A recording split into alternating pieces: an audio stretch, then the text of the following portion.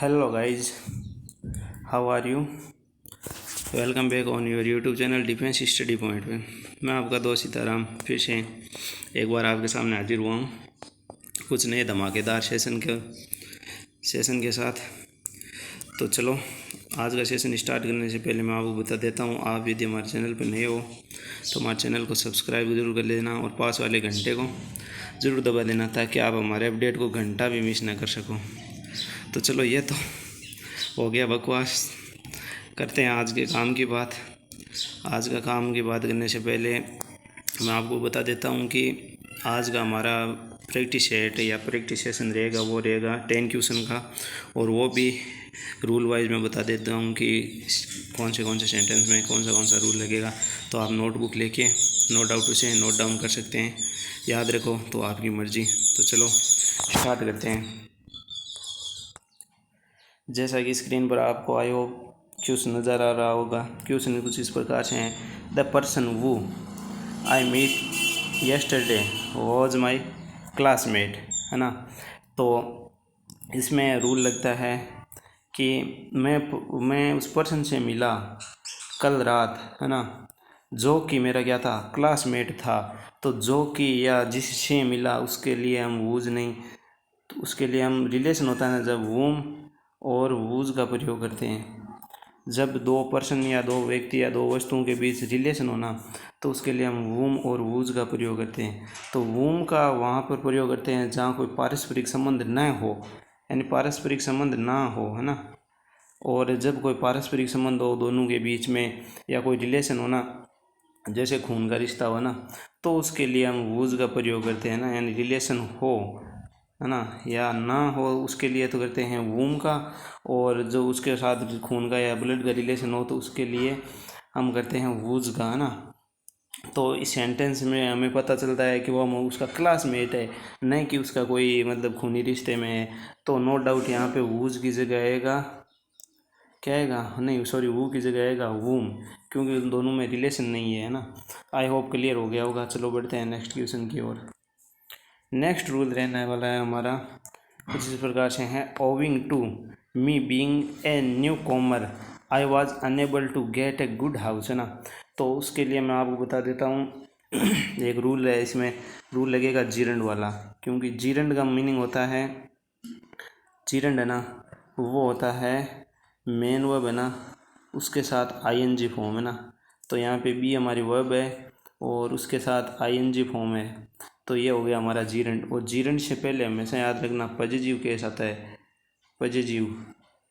और मैं आपको बता देता हूँ कि एक रूल होता है यानी वर्ब या प्रीपोजिशन, उसके बाद हमेशा ऑब्जेक्टिव केस आता है, यह बात हमेशा ध्यान रखनी है। तो कोई भाई बोलेंगे कि यहाँ पे टू प्रीपोजिशन है तो उसके बाद ऑब्जेक्टिव केस मी राइट है, मी राइट तो है, पर उसके बाद यदि जस्ट जीरंड आ जाए ना तो आपको हमेशा पॉजिटिव केस यूज़ में लेना है, न कि ऑब्जेक्टिव केस, है ना।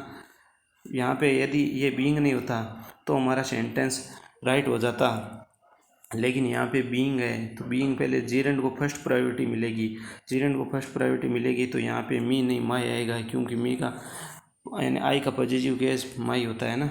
ठीक है, आई वो क्लियर हो गया होगा। तो चलो बढ़ते हैं नेक्स्ट की ओर। नेक्स्ट है इट इज़ डिफ़िकल्ट टू से who is better of the two players, है ना। तो आपको मैं एक रूल बता देता हूँ कि सिलेक्शन दिमाग में बिठा देना, नोट डाउन कर लेना। सिलेक्शन यानी चुनाव, है ना। जब बात हो चुनाव की, चुनने की, तो उसके लिए हमेशा और हमेशा विच का प्रयोग किया जाता है। ये बात हमेशा दिमाग में बिठा लेनी है, कॉन्सेप्ट, फिक्स कॉन्सेप्ट बिठा लेना दिमाग में कि जब भी बात सिलेक्शन की आए तो तुरंत नो डाउट विच का प्रयोग करेंगे। जब भी बात सिलेक्शन की आए तो विच का प्रयोग करेंगे। क्या करेंगे, जब भी बात किसकी आए, जब भी बात सिलेक्शन की आए तो हमें नो डाउट विच का प्रयोग करना है। तो यहाँ पे अब कैसे पता चलेगा, तो सेंटेंस को ये तो आपको मीनिंग पता होना चाहिए। जैसे इसने बोला गया इट इज़ डिफ़िकल्ट टू से, यानी ये कहने में बड़ा ही मुश्किल है। वो is the better of two players, यानी उन दोनों में से कौन सा प्लेयर अच्छा है, बेटर है ना। तो इसके लिए हम सिलेक्शन कर रहे हैं, यानी दोनों में से चुनाव कर रहे हैं। यानी ये दो बंदे कहने कहने को कह रहे हैं कि बहुत ही ये कठिन काम है कि इन दोनों में से कैसे किसका चुनाव करें कि कौन सा प्लेयर बढ़िया है यानी बेटर है। तो बात हो रही है हमारी चुनाव की, इन दोनों में से चुनाव कर रहे हैं। तो चुनाव के लिए हमेशा नो डाउट विच का प्रयोग होगा, न कि वो का। ओके, आई होप क्लियर हो गया होगा। तो हमारा एरर पार्ट यहाँ पे रह जाएगा और वो की जगह विच का प्रयोग करेंगे। विच का क्यों? क्योंकि सिलेक्शन के वास्ते हमेशा विच का प्रयोग किया जाता है। आई होप क्लियर हो गया होगा। चलो बढ़ते हैं नेक्स्ट की ओर। नेक्स्ट है each girl was given A packet of sweets and she was happy. तो मैं आपको बता देता हूँ कि ईच के बाद आने वाली वर्ब है ना, वो हमेशा सिंगुलर फॉर्म में आती है। तो ईच के बाद आने वाली वर्ब सिंगुलर है, वॉज सिंगुलर है ना, और वर हमारा प्लूरल है। यदि यहाँ पे वर होता तो हमारा यहाँ पे एरर पार्ट हो जाता, लेकिन वॉज है तो सही है ना। इतनी दूर तो सही है, क्योंकि ईच के बाद हमेशा सिंगुलर फॉर्म आती है। Given A packet of sweet, यानी प्रत्येक लड़की को यानी मिठाई का एक पैकेट दिया गया। एंड यानी एंड यहाँ के बाद आने के बाद सेंटेंस क्या हो गया, चेंज हो रहा है। एंड शी वॉज हैप्पी, यानी वह खुश थी, है ना, वह खुश थी।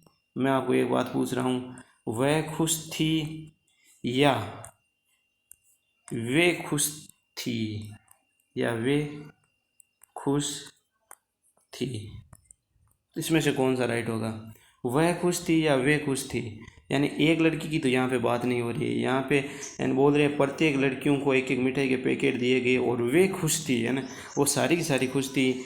तो नो डाउट यहाँ पे शी वॉज की जगह दे वो रहेगा ना। ये सेंस बेस्ड क्वेश्चन है। आई होप क्लियर हो गया होगा। चलो बढ़ते हैं नेक्स्ट क्वेश्चन। नेक्स्ट सेंटेंस हमारा रहने वाला है the number of vehicles are sorry the number of vehicles playing on the roads of Delhi is more than on the roads of Bangalore, है ना। तो मैं आपको एक रूल बता देता हूँ, इम्पोर्टेंट रूल है कि द नंबर है ना, उसके बाद आने वाली वर्ब होती है सिंगुलर, लेकिन ए नंबर है ना, उसके बाद आने वाली वर्ब है ना, वो होती है प्लूरल। ये दिमाग बिठा लेना है। तो यहाँ पे हमारे द नंबर है, तो इसके बाद आने वाली वर्ब इज सिंगुलर है, यानी वर्ब का तो कोई लफड़ा ही नहीं है। तो the number of playing on the roads of Delhi, यानी दिल्ली की जो रोड है ना, उस पर चलने वाले वाहनों की तुलना हो रही है वो बेंगलोर पे चलने वाले रोड्स की। तो मैं आपको इसमें एक रूल होता है वो मैं बता देता हूँ कि सिंगुलर नाउन है ना, सिंगुलर नाउन के रेपुटेशन को रोकने के लिए दैट ऑफ का प्रयोग किया जाता है। और प्लूरल नाउन है ना, प्लूरल नाउन, उसके रेपुटेशन को रोकने के लिए, रिपीटेशन को रोकने के लिए प्रयोग किया जाता है डोज ऑफ का। तो यहाँ पे हमें बात हो रही है दिल्ली के रोड पर चलने वाले वाहनों की, तो नो डाउट वाहन प्लूरल है। तो यहाँ पे हम उसके बाद दोबारा ये रोड्स ऑफ बेंगलोर, यानी उसके प्लूरल यानी रेपुटेशन हो रहा है, तो उसकी जगह रोड्स ऑफ बेंगलोर की जगह लिख सकते हैं दोज ऑफ। ठीक है, तो आई होप आपको ये कॉन्सेप्ट क्लियर हो गया होगा। तो चलो बढ़ते हैं नेक्स्ट की। नेक्स्ट सेंटेंस में ज़बरदस्त कॉन्सेप्ट है, शायद आप किसी ने पढ़ा नहीं होगा या किसी भाई ने पढ़ लिया होगा, तो कोई बात नहीं, मैं आपको क्लियर करवा देता हूँ। नेक्स्ट रूल में बहुत ही सेंटेंस में बहुत ही मज़ेदार रूल है। वो रूल कुछ इस प्रकार से हैं कि यदि इट प्लस बी फॉर्म, याद रखना, बी फॉर्म के बाद तुरंत बाद सब्जेक्ट का प्रयोग किया जाता है, सब्जेक्ट का तुरंत बाद सब्जेक्ट का, ये फॉर्मेट हम दिमाग में बिठा लेना। इट प्लस बी फॉर्म तो तुरंत बाद आएगा आपका सब्जेक्ट। तो चेक कर लेते हैं, इट आ गया, उसके बाद वॉज हमारी बी फॉर्म है, उसके बाद तुरंत सब्जेक्ट आ गया। आई यहाँ तक सही है।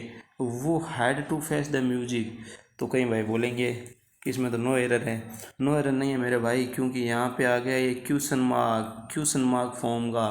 क्वेश्चन मार्क के दो होते हैं, एक तो होते हैं WH plus helping verb plus subject के फॉर्म में, और दूसरा होता है हेल्पिंग वर्ब प्लस सब्जेक्ट के फॉर्म में। लेकिन यहाँ पे हमारा हो जाएगा फर्स्ट में एरर, यहाँ पे बनेगा वो जिटाई, क्योंकि यहाँ लास्ट में दिया है हमारे सेंटेंस में क्वेश्चन मार्क। तो ये हमेशा ध्यान में रखना है। कि फर्स्ट में तो या तो एरर देगा वो, तो या तो क्वेश्चन मार्क में दे देगा, या फिर दे देगा कि इट प्लस बी फॉर्म के बाद में आपको ऑब्जेक्टिव केस मिल जाएगा। लेकिन यहाँ पे आपको याद रखना है सब्जेक्टिव केस ही यूज़ में लेना है। आई होप क्लियर हो गया होगा। चलो बढ़ते हैं नेक्स्ट सेंटेंस है इफ़ इज नहीं है, सॉरी यहाँ पे टाइपिंग एरर हो गया। इफ़ आई है ना, if I were him I would teach him a lesson, है ना। तो उसका कर देते यदि मैं वह होता तो मैं उसे वह पार्ट तो पढ़ा चुका होता, है ना। यानी मैं उसे यदि मैं वह होता तो वह होता यानी सब्जेक्ट की तुलना यहाँ पे सब्जेक्ट की से हो रही है, तो यहाँ पे हिम की जगह नो डाउट ही का प्रयोग होगा। आई होप क्लियर हो गया होगा कि यदि मैं वह होता तो मैं उसे ये लेसन पढ़ा चुका होता, है ना। तो यहाँ पे सब्जेक्ट की तुलना सब्जेक्ट से हो रही है, तो आई की तुलना यहाँ पर हिम की जगह ही होगा, क्योंकि हिम का सब्जेक्टिव केस ही होता है। ओके, आई होप क्लियर हो गया होगा। चलो बढ़ते हैं नेक्स्ट की ओर। नेक्स्ट सेंटेंस है I and Raju left for Delhi last summer, यानी मैं और राजू पिछली गर्मी में हमने दिल्ली छोड़ दिया था ना। तो यह सेंटेंस हमारा पॉजिटिव सेंस दे रहा है ना, पॉजिटिव सेंस दे रहा है। तो हमारा ऑर्डर रहेगा 2 3 1 का, यानी पहले सेकंड सब्जेक्ट, उसके बाद थर्ड और उसके बाद फर्स्ट, यानी पहले सेकंड पर्सन, उसके बाद थर्ड पर्सन, उसके बाद फर्स्ट पर्सन। और यदि यही सेंटेंस नेगेटिव सेंस देता ना, तो हमारा रहता 1 2 3, और जहाँ कहीं भी बात आ रही है प्लूरल की, तो उसके सेंस में भी हम 1 2 3 यानी first person, second person, third person का यूज़ करते। तो यहाँ पे बात आ रही है आई एंड राजू, तो यहाँ पे आई है वो तो है फर्स्ट पर्सन, और यू इसमें है नहीं, यू होता है सेकंड पर्सन। और नेम वाले नेम या ही शी वो होते हैं ना, वो होते हैं थर्ड पर्सन, है ना, थर्ड पर्सन। तो यहाँ पे सेंटेंस में हमें दिया गया है आई, वो है फर्स्ट और राजू है थर्ड। तो पॉजिटिव सेंस है, पॉजिटिव सेंस के लिए 2 3 1 का प्रयोग किया जाता है, लेकिन यहाँ पे 2 नहीं है तो 3 और 1 का प्रयोग करते हैं। तो पहले 3 आएगा, यानी राजू आएगा, उसके बाद एंड आएगा, उसके बाद फर्स्ट आएगा, तो राजू एंड आई होगा यहाँ पे। तो हमारा एरर पार्ट रह जाएगा ए में। आई होप क्लियर हो गया होगा। चलो बढ़ते हैं नेक्स्ट की ओर। नेक्स्ट सेंटेंस है it is the best which the government can do for the downtrodden, है ना। तो मैं आपको बता देता हूँ कि सुपरलेटिव डिग्री है ना, सुपरलेटिव डिग्री के बाद फिक्स है दैट का प्रयोग किया जाता है, विच का नहीं, वो का नहीं, किसी का भी नहीं, ओनली फॉर दैट का। तो अब आपको पता होना चाहिए कि सुपरलेटिव डिग्री, तो सुपरलेटिव डिग्री के साथ द प्लस सुपरलेटिव डिग्री का प्रयोग होता है फॉर्मेट। सुपरलेटिव डिग्री से पहले फिक्स है द का प्रयोग होगा, तो यहाँ पे द आया है, बेस्ट है, बेस्ट हमारी सुपरलेटिव डिग्री है, तो उसके बाद दैट का प्रयोग होगा, न कि विच का। तो यहाँ पे विच की जगह आपको दैट करना है, ये हमारा एरर पार्ट होगा। आई होप क्लियर हो गया होगा। तो चलो बढ़ते हैं नेक्स्ट की ओर। नेक्स्ट है the audience are requested to be in its seats and stay away from the track, यानी ऑडियंस है ना, उसको रिक्वेस्ट की गई है कि वह अपनी अपनी सीट पे बैठ जाए और ट्रैक से दूर रहे, है ना। तो नो डाउट हम चलते हैं, ऑडियंस है यानी एक बंदा तो ऑडियंस नहीं बन सकता, यानी एक बंदे से ज़्यादा होंगे तो ऑडियंस बनेंगे। तो ऑडियंस एक से ज़्यादा है, तो यहाँ पे प्लूरल वर्ब है, यहाँ तक तो सही है। टू बी इन सीट्स, यानी अब यहाँ पे प्रोनाउन प्लूरल होगा, इट्स नहीं होगा, प्रोनाउन होगा देयर, है ना।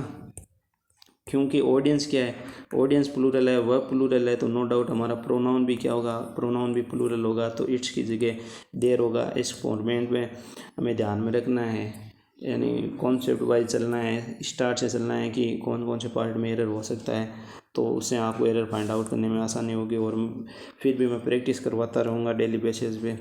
तो आज के सेशन में इतना ही। आई होप आपको आज का सेशन पसंद आया होगा। अगर पसंद आया है तो हमारे वीडियो को लाइक कीजिए और दोस्तों के साथ शेयर कीजिए, और हमारे चैनल को सब्सक्राइब तो करना ही है, नो डाउट। तो thank you, continue keep watching. Okay, love you, bye bye.